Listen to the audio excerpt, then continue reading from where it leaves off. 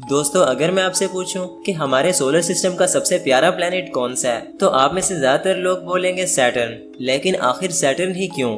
तो यार इसकी एक खास वजह है और वो खास वजह है प्लेनेट सैटर्न के इर्द गिर्द मौजूद उसके रिंग्स। अब मानो या ना मानो लेकिन सैटर्न के रिंग्स ही हैं जो कि इसको खूबसूरत बनाते हैं, क्योंकि अगर उनको हटा दिया जाए तो सैटर्न कुछ ऐसा दिखेगा जो कि शायद बिल्कुल भी प्यारा नहीं होगा। तो सैटर्न की रिंग्स ही हैं जो कि इसको बाकी सब प्लैनेट्स से अलग बनाती हैं और इसको एक आइकॉनिक शेप देती हैं। अब किसी इंसान को बाकी प्लैनेट्स के नाम याद हो या ना हो, लेकिन सैटर्न का जरूर होता है, क्योंकि पहली मर्तबा देखने पर ही ये बाकी प्लैनेट्स से अलग दिखाई देता है और काफी प्यारा भी लगता है। और यही वजह है कि इसको the jewel of solar system यानी कि सोलर सिस्टम का गहना भी कहा जाता है। अब दिखने में तो सैटर्न सबसे प्यारा है ही, लेकिन जितना ये प्यारा है उससे कई गुना ज्यादा ये खतरनाक है, क्योंकि अक्सर प्यारी चीजें खतरनाक ही होती हैं।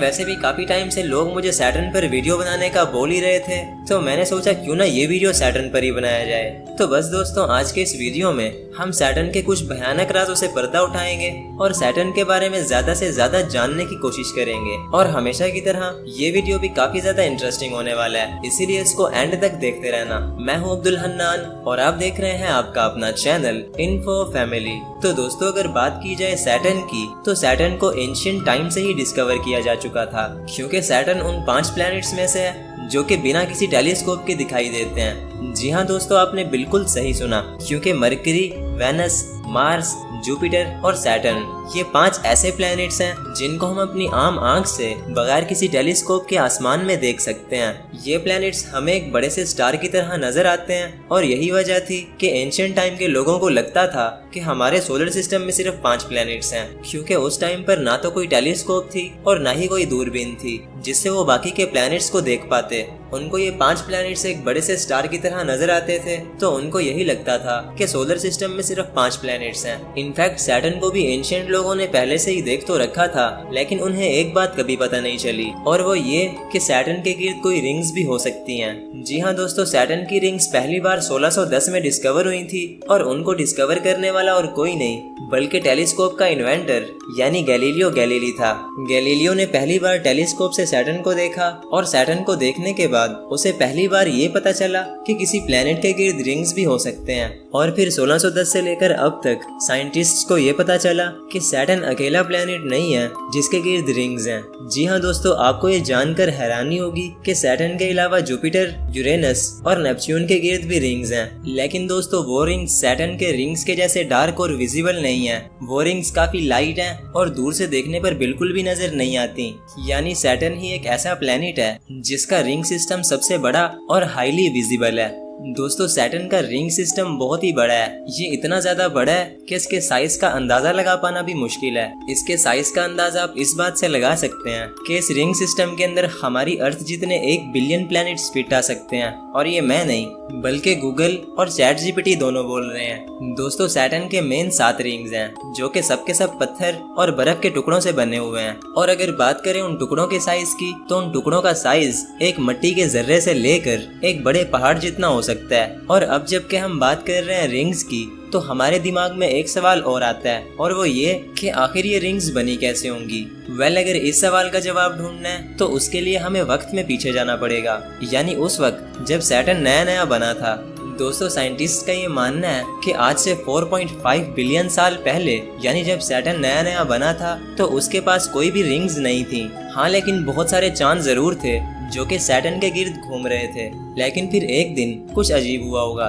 दोस्तों साइंटिस्ट का ये मानना है कि सैटर्न के एक चांद से एक बड़ा सा बर्फ का गोला टकरा गया होगा, जिससे वो चांद अपनी जगह से हिलकर सैटर्न के करीब आ गया होगा। लेकिन जैसे ही वो चांद सैटर्न के करीब आया होगा, तो वो सैटर्न की हाई ग्रेविटी की वजह से टूट गया होगा और छोटे छोटे टुकड़ों में बट गया होगा। फिर वो टुकड़े सैटर्न के गिर्द घूमने लग गए होंगे और फिर इस तरह जन्म हुआ होगा सैटर्न के गिर्द रिंग्स का, जो कि आज के टाइम पर सैटर्न को सबसे बड़े रिंग्स वाला प्लेनेट बनाता है। और दोस्तों अगर आपने नोटिस किया हो, तो जब से ये वीडियो स्टार्ट हुआ तब से लेकर अब तक मैं सिर्फ सैटर्न के रिंग्स के बारे में ही डिस्कस कर रहा था। तो चलो अब रिंग्स को रखते हैं साइड पर और बात करते हैं सैटर्न की। दोस्तों सैटर्न हमारे सोलर सिस्टम का दूसरा सबसे बड़ा प्लेनेट है, जो कि सूरज से 1.4 बिलियन और अर्थ से 1.3 बिलियन किलोमीटर की दूरी पर है। ये इतना ज्यादा दूर है कि अगर हम किसी तेज से स्पेसक्राफ्ट में बैठकर अर्थ से सैटर्न पर जाएं, तो हमें वहां पहुंचने में पूरे 3 साल और 2 महीने लग जाएंगे। और अब अगर देखा जाए तो इंसान अब तक सिर्फ चांद पर ही लैंड हुए हैं। इसके अलावा ना तो अब तक इंसान मार्स पर लैंड हुए हैं और ना ही वो वीनस पर लैंड हो सके हैं, जो कि हमारी अर्थ के सबसे करीब वाले प्लैनेट्स हैं।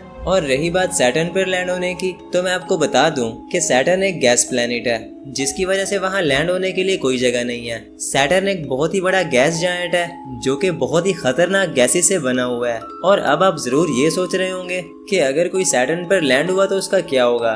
तो यार इसका एक सिंपल सा जवाब है, और वो ये कि अगर कोई स्पेसक्राफ्ट या फिर कोई इंसान सैटर्न पर लैंड होता है, तो सैटर्न पर कोई प्रॉपर सरफेस ना होने की वजह से वो सैटर्न के अंदर गिरता चला जाएगा, हत्ता कि वो गिरते गिरते सैटर्न के कोर तक पहुंच जाएगा। लेकिन मजे की बात यह है कि वो कभी कोर तक पहुंच ही नहीं पाएगा।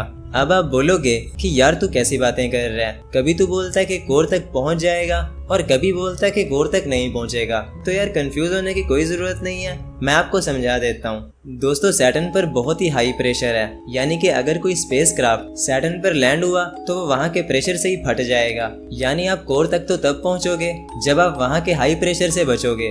और आपकी जानकारी के लिए मैं बता दूं कि उस प्रेशर से कोई नहीं बच सकता। इसी तरह अगर हम बात करें सैटर्न के साइज की, तो दोस्तों सैटर्न एक बहुत ही बड़ा प्लेनेट है।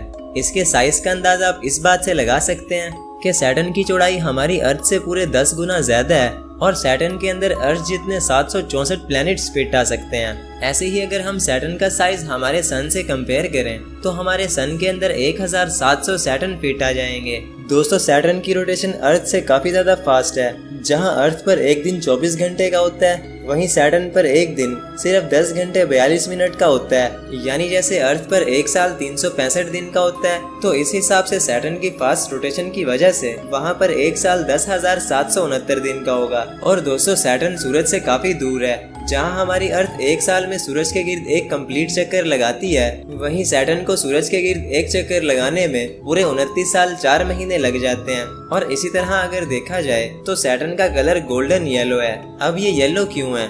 ये ब्लू भी तो हो सकता था ना, क्योंकि वहाँ का टेम्परेचर नॉर्मली -150 डिग्री सेल्सियस तक चला जाता है, जो कि अंटार्कटिका से भी 3 गुना ज्यादा ठंडा है। तो फिर ये आखिर येलो क्यों है? वेल साइंटिस्ट का ये मानना है कि सैटर्न का ये येलो कलर सैटर्न के बादलों की वजह से है, क्योंकि सैटर्न के बादल येलो कलर के हैं, जो कि अमोनिया आइस से बने हुए हैं। जब सूरज की रोशनी उन बादलों से रिफ्लेक्ट होती है, तो वो सैटर्न को येलो कलर का बना देती है। वेल अब सैटर्न के बारे में सब कुछ जानने के बाद हमें ये पता चलता है कि सैटर्न पर कभी लाइफ पॉसिबल हो ही नहीं सकती। पहली बात कि सैटर्न पर कोई ग्राउंड नहीं है, और अगर होता भी तो वहाँ इतनी ठंड है जो कि हमारी हड्डियों तक को फ्रीज कर देगी। इसके अलावा ना तो वहाँ रहने के लिए प्रॉपर सनलाइट है, और ना ही अर्थ के जैसे पानी और ऑक्सीजन वगैरह। तो सैटर्न पर लाइफ के सुराग ढूंढना तो दूर, बल्कि उसके बारे में सोचना भी बहुत बड़ी बेवकूफ़ी होगी। वेल सैटर्न हमें जीने की उम्मीद तो नहीं देता, लेकिन उसके कुछ चांस जरूर देते हैं। जी हाँ दोस्तों, सैटर्न के पास इस टाइम 145 मून्स हैं, जो कि उसको सबसे ज्यादा मून्स रखने वाला प्लेनेट बनाते हैं। इतने ज्यादा मून्स ना तो जुपिटर के पास हैं और ना ही किसी और प्लेनेट के पास। जब साइंटिस्ट ने सैटर्न के मून्स को स्टडी करना शुरू किया, तो उन्हें एक बहुत ही इंटरेस्टिंग चीज पता चली, और वो इंटरेस्टिंग चीज थी लाइफ के सुराख। अब वो क्या सुराख थे, इसके बारे में हम जानेंगे सैटर्न के पार्ट 2 में। अगर जानने का जरा भी शौक रखते हो तो चैनल को फॉलो और सब्सक्राइब कर लो, ताकि मेरा और आपका कनेक्शन जुड़ा रहे। बस तो फिर मैं मिलता हूँ किसी नेक्स्ट वीडियो में, तब तक के लिए अल्लाह हाफिज।